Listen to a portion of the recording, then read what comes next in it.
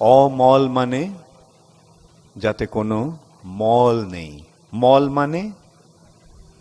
মানে নোংরা বা আবর্জনা। সেই আবর্জনাটা কি? আবর্জনাটা হচ্ছে জড় জগতের প্রতি আসক্তি। এই জড় জগতের প্রতি আসক্তিটাই হচ্ছে মল। সেই মলটা